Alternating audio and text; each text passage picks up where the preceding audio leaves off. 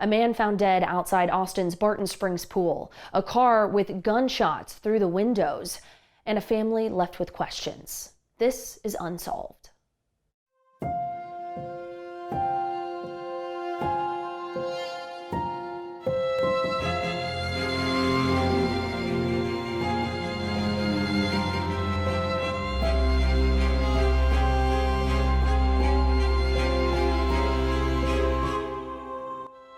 On a quiet morning 3 years ago, outside Barton Springs Pool and near Zilker Park, a caller reported a car with what looked like shots fired through the windows. When police arrived, they found a trail of blood from that car to the body of 27-year-old Camnik Campbell, nearly on pool grounds. 3 years later, investigators are still working to determine who shot and killed him.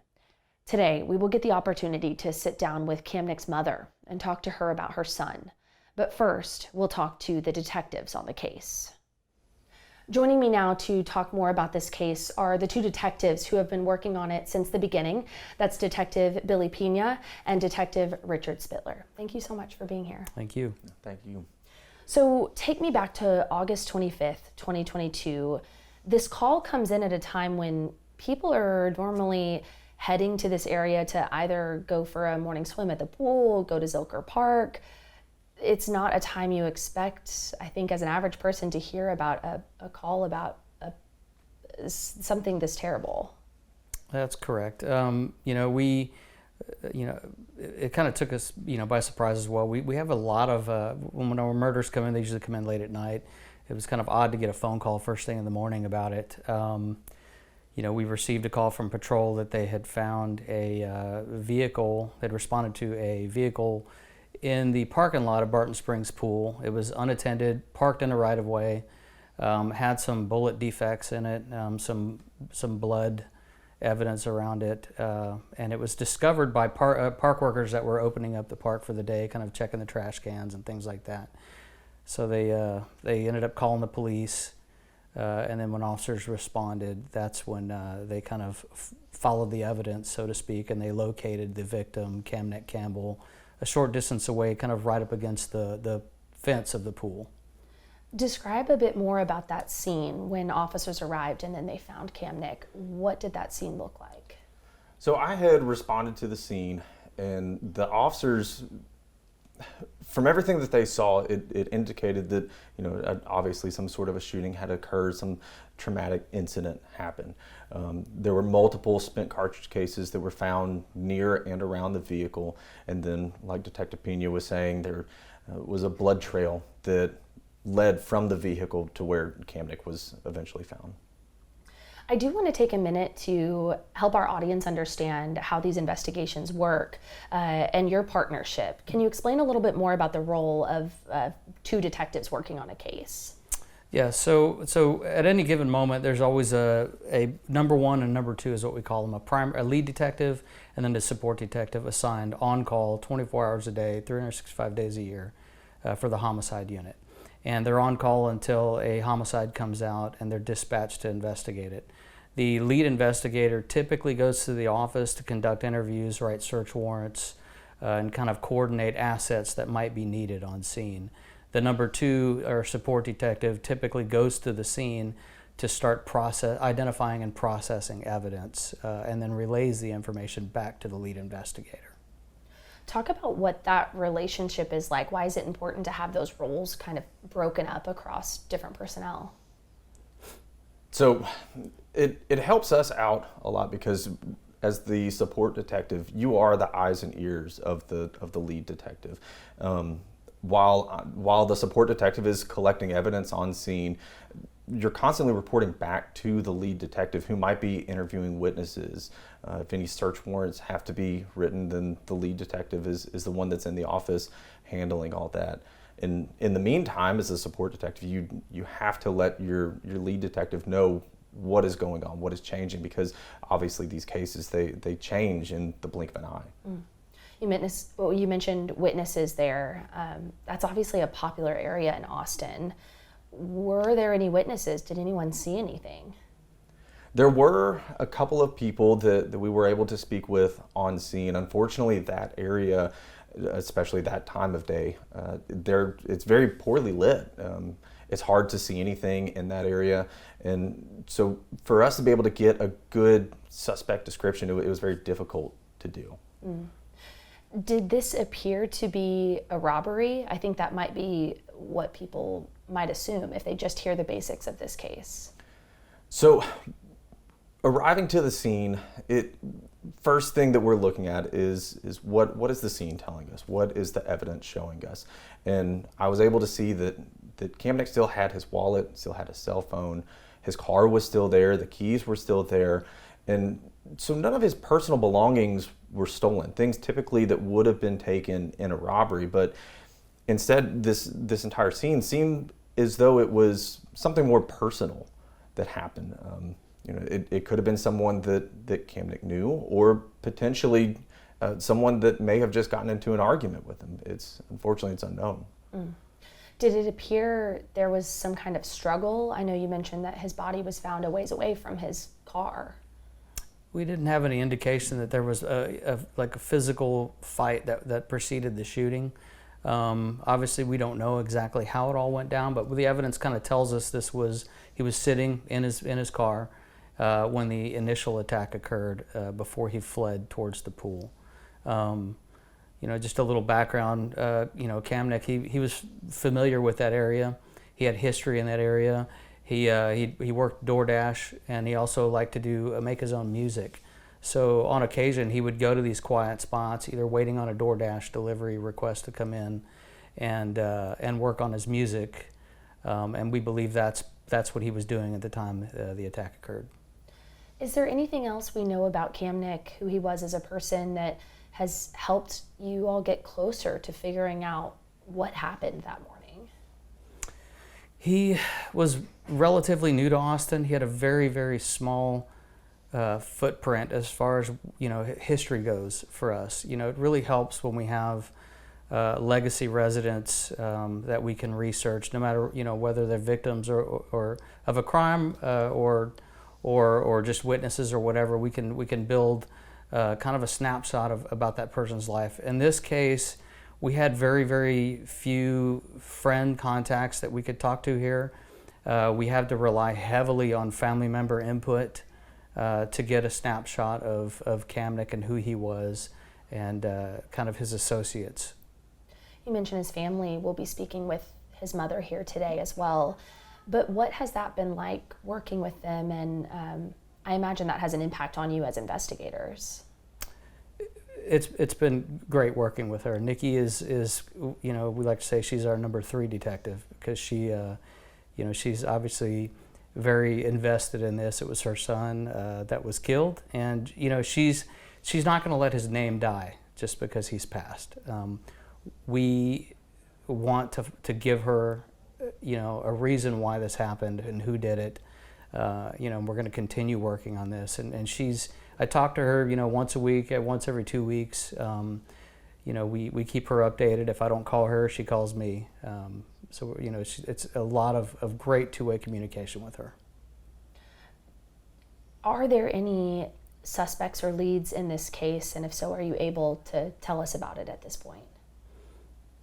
We have multiple people that we have been looking at over the years. We have not been able to rule out a few of them. We have been receiving tips over the course of these 3 years, some of them pretty recent tips. The problem with the way that these tips are coming in is they're through Crime Stoppers, and even though we can request contact from the tipster, they don't always, maybe they're not getting the request, or they're choosing not to. In the instance of the last two or three tips that we've received, we really need to talk to that tipster. We feel like the information is solid enough to where we need to talk to them. We think that it could make a difference in this case. We'll note for our audience that when tips come through Crime Stoppers, it's anonymous to detectives, so you all don't know who is submitting those tips. That is correct. Talk about how frequently is that maybe a barrier in the case, where you've got something that might be a good tip, but you really need to kind of do some vetting with it. Does that come up often in your work? Yes, it does. But that is kind of part of how Crime Stoppers is set up. It's a way for people to remain completely anonymous, and then it's on us to be able to vet out these tips and track down any other potential witnesses that may be able to corroborate some information that's provided by these tipsters. What are some other big barriers to getting this case solved? Anything else that we haven't talked about so far? I think the location, now in the daytime, it is a heavily populated area. I mean, you think how many people go to Barton Springs Pool just to work out, just to hang out and walk the park, ride the train now. At the time of this event, it was sometime overnight, August 24th, 2022, until his body was discovered at 7 a.m. in the morning, approximately 7 a.m. in the morning on the 25th. During that time, the park was closed. You're not allowed to be in the park during those hours due to park curfew. I don't know if that's a barrier. People feel like they're going to get in trouble because they were in the park and maybe they witnessed something. We don't care about that. We want to get this homicide solved. It's like Ricky said earlier, it's very poorly lit. You cannot see out there at night. And there's no cameras. We weren't able to locate any cameras that would help us develop either a suspect or suspect vehicle profile that we could start working on. Is there any ballistic testing, DNA testing, some of the technologies we often talk about on this show, is any of that ongoing, or was that possible in this case? Yes, we have DNA and ballistic evidence retained. The thing that we're waiting on now is a match. We need to come across an individual or a firearm that can match to these pieces of evidence that we have retained. Is there anything else that you want folks sitting at home who are hearing about this case, maybe for the first time, or maybe they've heard about this year after year, but is there anything you really want people to take away from this conversation? We've been at this for 3 years now. There's no perfect murder out there. There's always a witness. There's, even if it's, 3 or 4 hours later, they hear someone talking about it or whatever. Think about how you would feel if this victim was your family member. You would want that information to get out there. I would hope that if there's someone out there that's watching this that knows anything about this, I don't care how small of a detail it is, if they could just get a hold of us and let us know so we can work it. We owe it to the family. We owe it to Camnik to solve this homicide. Detectives, thank you so much for your time, for your work on the case. We appreciate it. We'll note for our audience, just after the break, we'll be speaking with Camnik's mother to learn a little bit about who he was as a person. Stick with us. Joining me now is Nikki Olton, Camnik Campbell's mother. Okay. Thanks for being here. Thank you for having me. My first question is just tell me about your son, who he was, what was he like? Okay. Well, Camnik is my youngest son of 5 children, so he's the baby. He was really my joy. And I say he was my joy because growing up he was real athletic. I loved to go and watch him play football. It seemed like when everything else was on my mind that didn't feel good, I could go and watch him, and it just brought joy.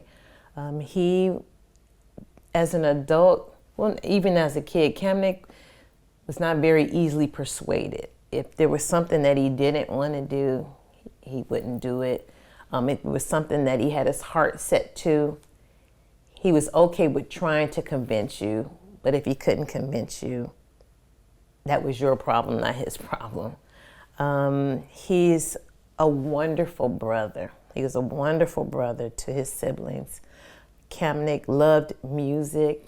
He was, when you talk about people cut from a different cloth, that was Camnik. He always wanted to seek out the truth. And if he felt like he knew the truth of something, he was going to share that. I say he wasn't easily persuaded, meaning that if you had an idea that was different than his idea, and he felt that it was important for you to see things differently, then he would not ignore that. Like that was a need. He was very loving. He was strong. He was very strong. I would say physically strong, and he was a loving uncle. He was just really, really good to all of his family members. He was a great friend. All I ever heard about Camnik were good things. And I guess that's why it was such a shock that this happened to Camnik. If you're willing, take us back to the day that you lost Camnik, that shocking moment. What was that like? Oh my gosh. So I remember the day like it was this morning. I was at work and I was called from the Fort Bend County deputy, and he asked me if I could come home, and it was already around 2 o'clock. This was on the 25th. And I didn't know why this man was calling me to come to the house. So I did leave work about 30 minutes early, and I got home, and the deputy was sitting in my driveway, and I still couldn't figure out what this was about. On my way home, I did try to call a couple of my kids, but not thinking that this had anything to do with them. I called Camnik, and his phone went straight to voicemail. Still didn't think anything of it. When I got to the house, the deputy, I said, "Oh, you really are here." And he said, "Can we go inside?" And I said, "Okay, sure." And so I walked inside. He was walking behind me. And the minute I passed the refrigerator, something in my spirit said, "This is not good." I sat down at the table. He sat across from me. And he said, "This morning in Austin, your son was found deceased." And he said Camnik's name. And I couldn't believe that he was saying that. It felt like I had come outside of my body, and I was looking down on this person, and my heart was bleeding for that person, which was me. And the next thing I know, there were a lot of people at the house. I went outside. I couldn't run far enough. I don't even know where I was running to, but I couldn't believe it, you know. So that was quite a shock, because, you know, I just wasn't ever expecting to hear that of Camnik, that someone had murdered him. Yeah, that was wild. So yeah, that day was pretty rough. You know, and since then, you know, there have been some rough days. However, they are better now. They you know, these days are better than those first days. I've had to learn to wait patiently, which is something that I didn't know that I didn't do before. But I trust God. I trust God for a miracle. I believe the word of God. And when it says that if you have faith of a mustard seed, then you can tell this mountain to move and it will move. I believe in miracles. And us not knowing who murdered Camnik, that is a mountain that I believe God will move for me. And I do believe that it'll be a miracle because, you know, there was no lighting out there, no one to really say, "Oh, I saw this person do it." You know, I tried to play, you know, mama detective to look to see who could anybody have seen this. And so when this gets solved, it will truly be a miracle. But I believe in miracles, and I believe it's happening. It will happen. It's clear what the last 3 years have been like has changed for you over time. Mm-hmm. It sounds like your faith is a huge part of that. Mm-hmm. What else, you know, is it your faith or your family? How does someone get through 3 years of unanswered questions? For myself, I would have to say that it was really Like, it's really God's holding me. You know, the Holy Spirit is a comforter, and it's been my comforter. It's been my guide as I was trying to navigate grief in the beginning. I have family. Oh, yes, my family loves me. My family loves Camnik, and, you know, they're supportive. I, in the beginning, tried to go to a grief group, but that was not for me. And I just began to pray even more. So my life is different spiritually than it was before, because I've had to stay in prayer in order to draw on strength to make it through, because again, this was a shock that I wasn't expecting to happen. And I believe the word of God, and I believe even more now that all things work together for the good of those who love him and are called according to his purpose. And I do not believe that my son's death is in vain. I believe we have the victory over this, and there's a purpose. And I just plan to walk in that purpose. Thank you for letting us in to that with you, and for sharing so honestly and candidly what it was like and still is today. You mentioned, you know, the urge or the desire to kind of play detective. I know that the detectives referred to you as the third detective on this case. Yes. Is there anything about what happened to your son that stands out to you the most? Is there something that you ruminate on, or something that you know, just can't quite get past about the situation? Oh, yeah, of course. So I know whoever did this, I believe that they were acquainted with Camnik. Why they did this, I do not know. I can't figure that out. If you know Camnik, you can't figure that out. So I know somebody knows something more than probably just one person, and I would hope that they would say something.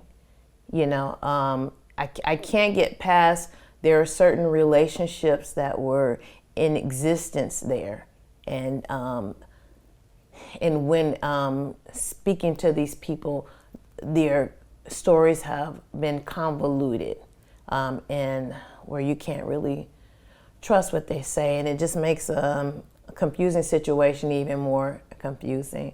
Again, like I said, that I believe it'll be a miracle that solves this, because some people are not forthcoming, and there are a few things. I'm not sure that I'm at liberty to speak on all things, but again, I believe that whoever did this, I don't believe it was random, and I believe that someone out there knows who did it. I don't believe this one person did it and they just did it all by themselves. I believe that someone was probably in cahoots with someone else, and this happened. For people sitting at home and hearing about this case, is there anything you want them to take away from it, or any message for people who are hearing about this case again? Yeah, absolutely. I would like to say that, you know, sometimes things take time, right? But just because they're taking a long time doesn't mean that it's not going to happen.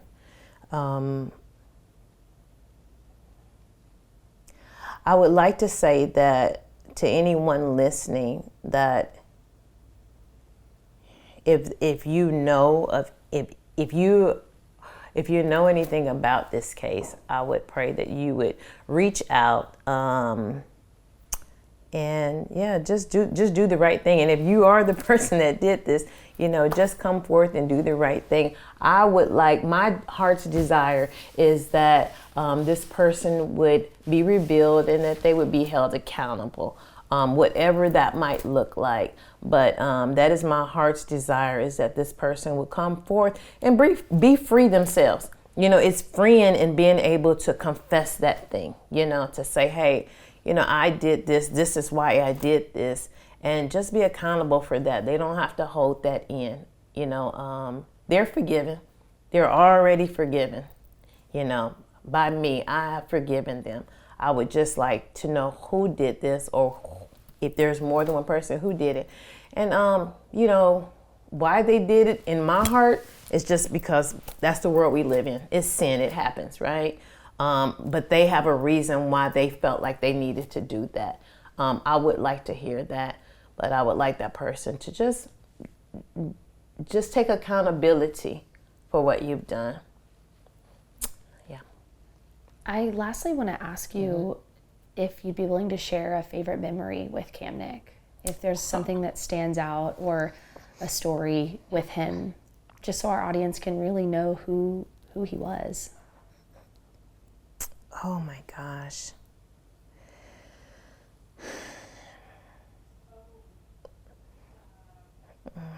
And I'm sure there's so many to go through. It's probably hard to pick just one. Yeah. There are, and I have to be honest with you, Avery. I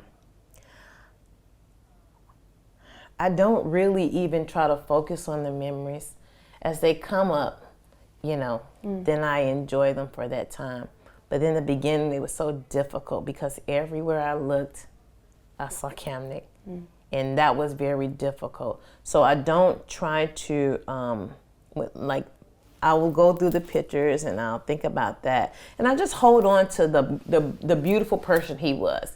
One thing I forgot to mention is like, he was a bodyguard. He always ran to the defense of the weak, right? I remember, this is probably one of my favorite, when we had his celebration of life, his funeral. There were so many people, young people, from different parts of the United States who came and said the very same thing about Camnik. And it says, because of Camnik that I was introduced to God. And that brought me such joy in a time when I was, sorry, I'm covering the mic. That brought me such joy at a time that was so painful, to know that he lived with purpose, you know? He lived with purpose and he touched so many lives for the glory of God. And that even increased my faith. It hurt to see his body there, but it brought a joy that I can't even explain. It brought a peace when all those people they didn't even know each other. I was like, how is this kid everywhere? From his college, in New Mexico to Oklahoma, and he was an excellent football player. You know, talk about his music. You just couldn't fit him in any type of box. But he touched all these people's lives, even in high school. So there were so many, and there were young people who would come and say this wonderful thing. And like, they couldn't believe it, shocked that this would happen to Camnik, right? And like, not him. You know, this guy doesn't bother anybody. But he was very protective if he felt like someone could not protect themselves. That was so honorable about him. Yeah, he was, I told you he was strong physically, but he wouldn't let anybody just run over anybody. He'd try to reason with you, but that's probably my best memory, is when all those people came and testified to his character. You know, what a wonderful person he was. That touched me. That blessed me. That really blessed me. It's incredible. Thank you so much for coming all the way here, for letting us into your family and your life and your grief and your hope. Yeah. We appreciate it. I appreciate it. I appreciate you having me here. God bless you. Thank you. Join us next week on KXAN Plus for another episode of Unsolved Central Texas. New episodes air every Thursday at 1. And watch any episode anytime.